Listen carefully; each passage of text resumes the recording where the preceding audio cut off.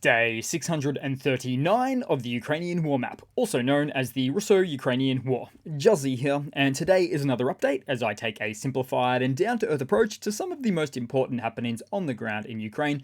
So starting off, we'll take a look at those Russian losses, as currently Russia sits on more than 322,000 military personnel losses, which is representing an additional 1,100 in the past 24 hours. So again, breaking that 1k mark per day all over again.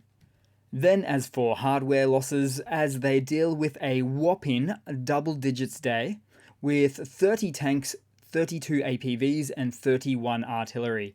With yesterday just still as gigantic, with 20 tanks, 36 APVs and 33 artillery.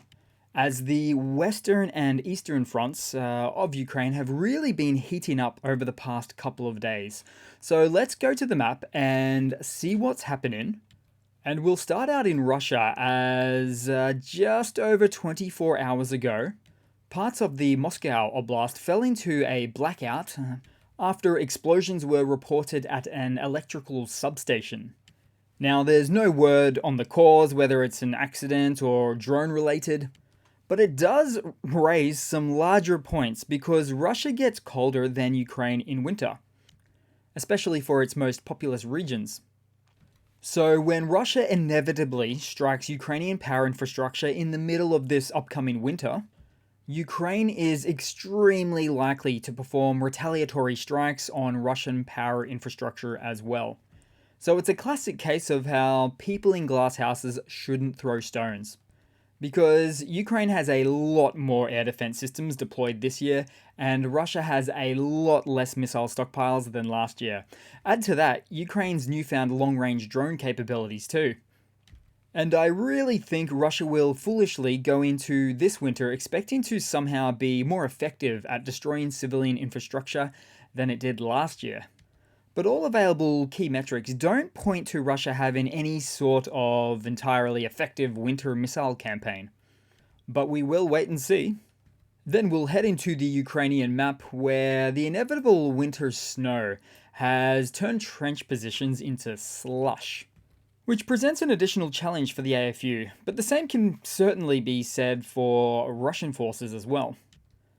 But as for the entirety of the region for Ukraine, Russia attacked overnight with 3 Shahed drones, all of them shot down.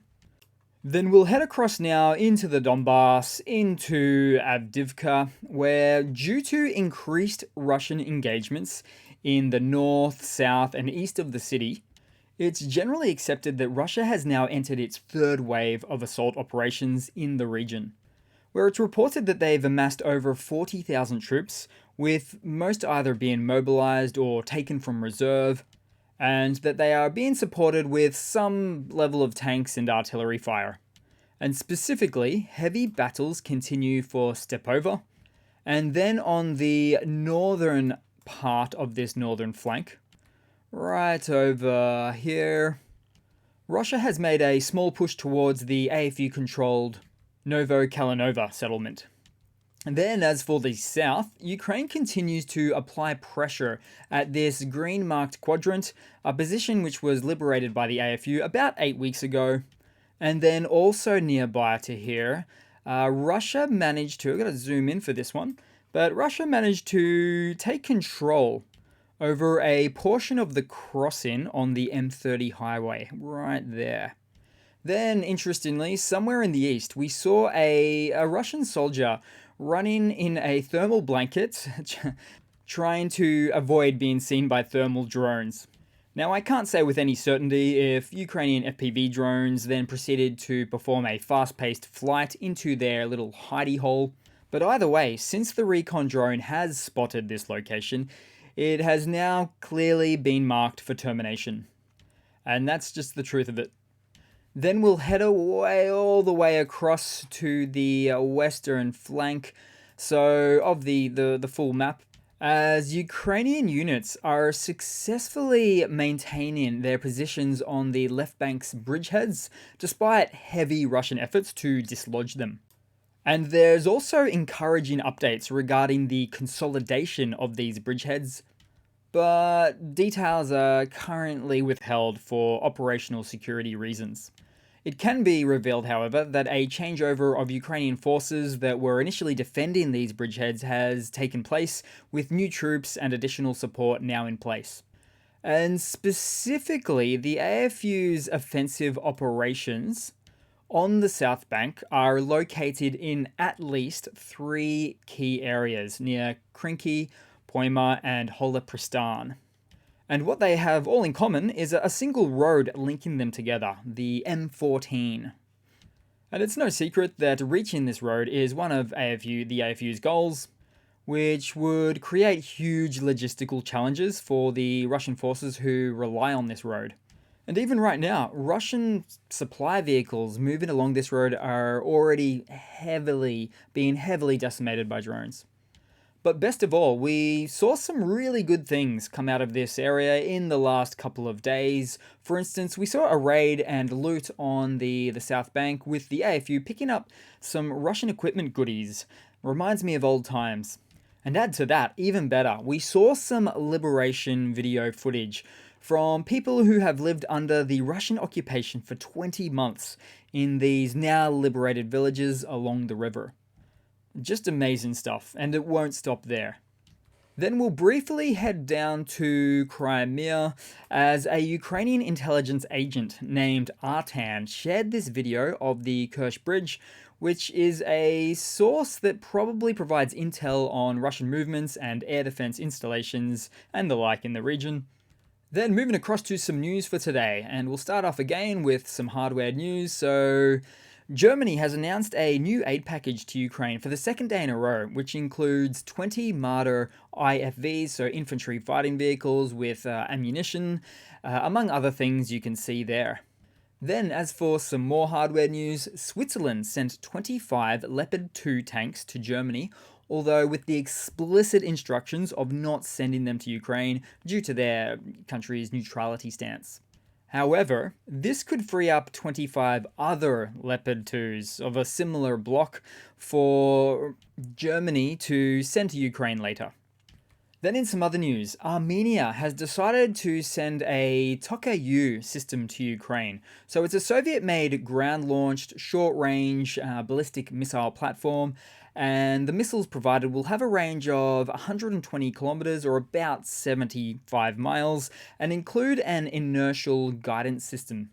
And just to point out there, this guidance system is different to GPS guidance in that inertial guidance systems work instead through internal gyroscopes and accelerometers sensors, as these sensors measure the velocity and direction of the missile's movements from the point of launch, and then continue to calculate after launch based on its free-flying movements.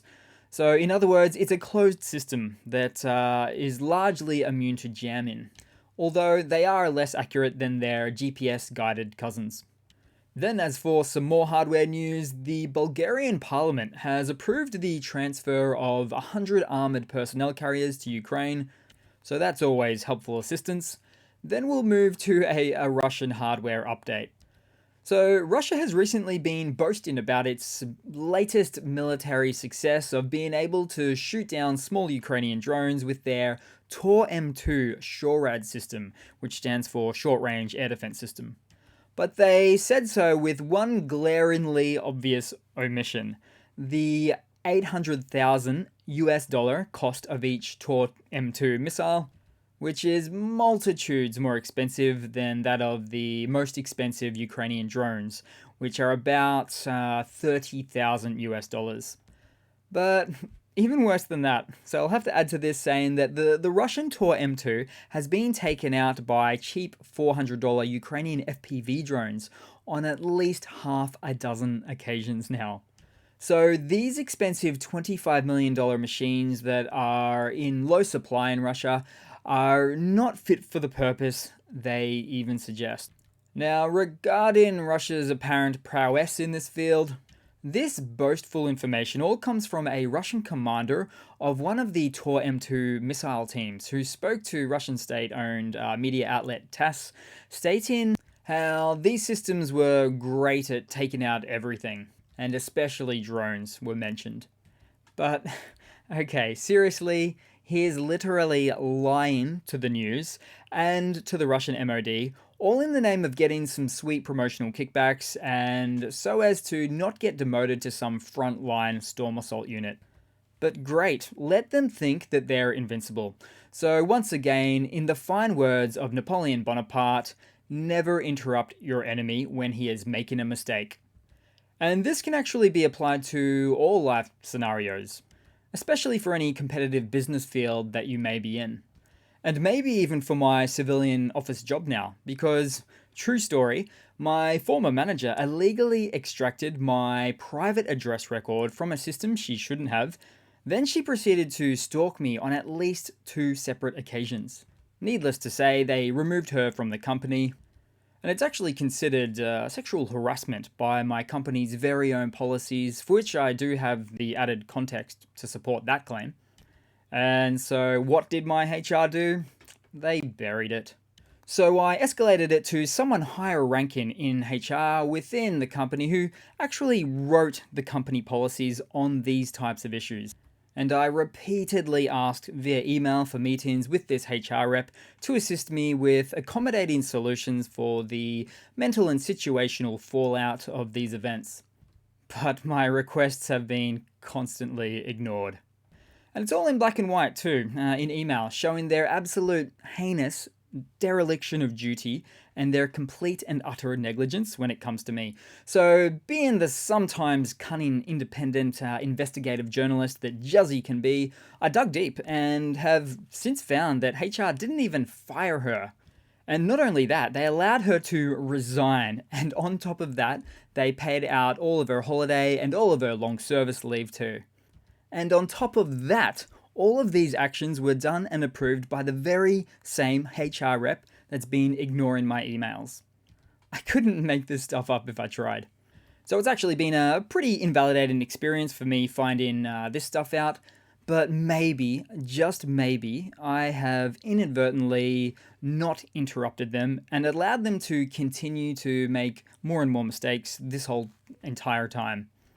Instead of me, say, choosing to escalate it even further up the chain to the C-suite, that is the CEO, the COO, or the CCO, and so on.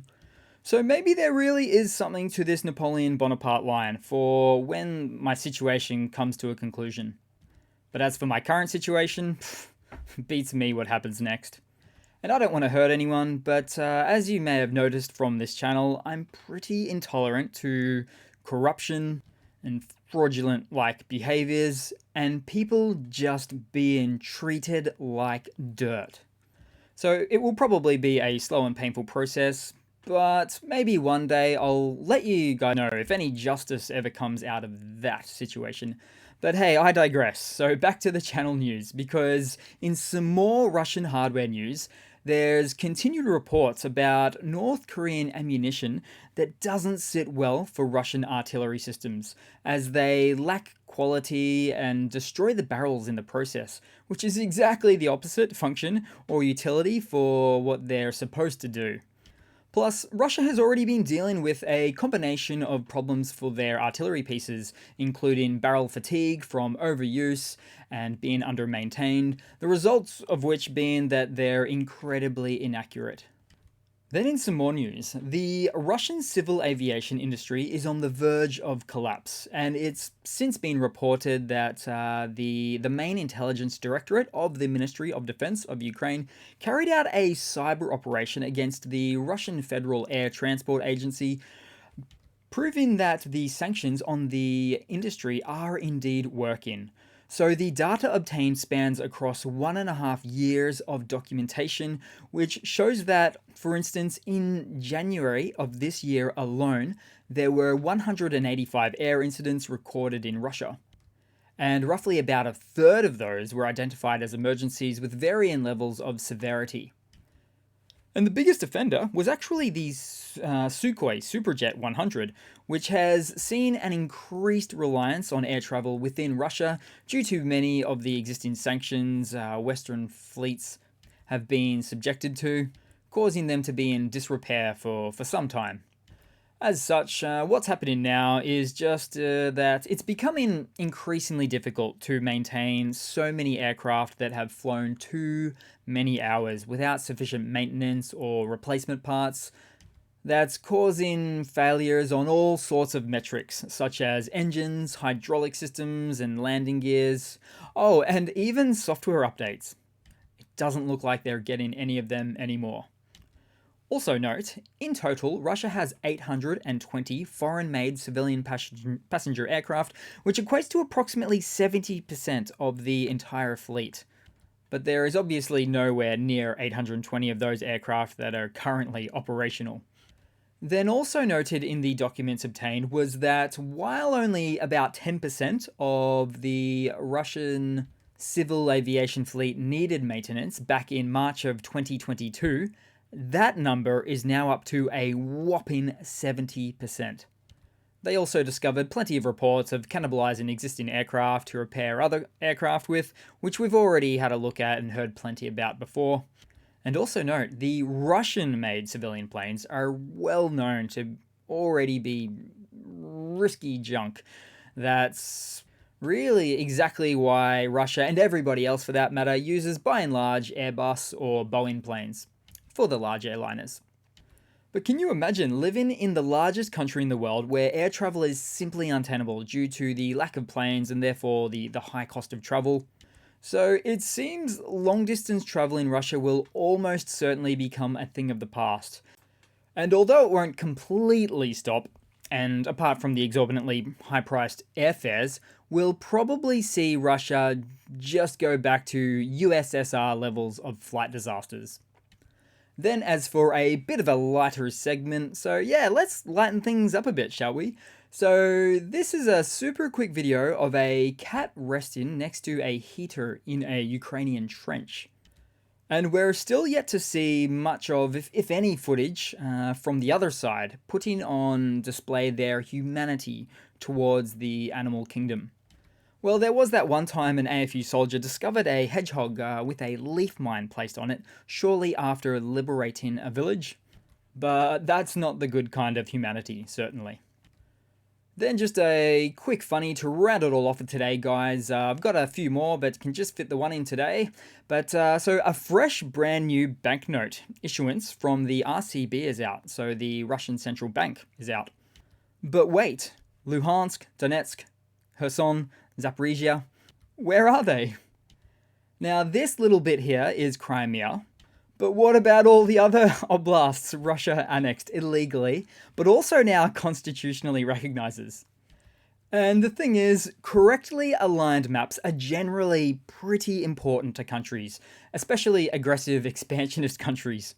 So Russian legal tender is really sending some mixed messages here. So thanks again for watching, guys. Once again, thanks for all of your support. I literally cannot do it without you, especially now with my financially disruptive work-related situation that you guys have a bit of an insight into now. So once again, please continue to like, comment, subscribe, and I do hope to see all of you guys there in the next one. Cheers.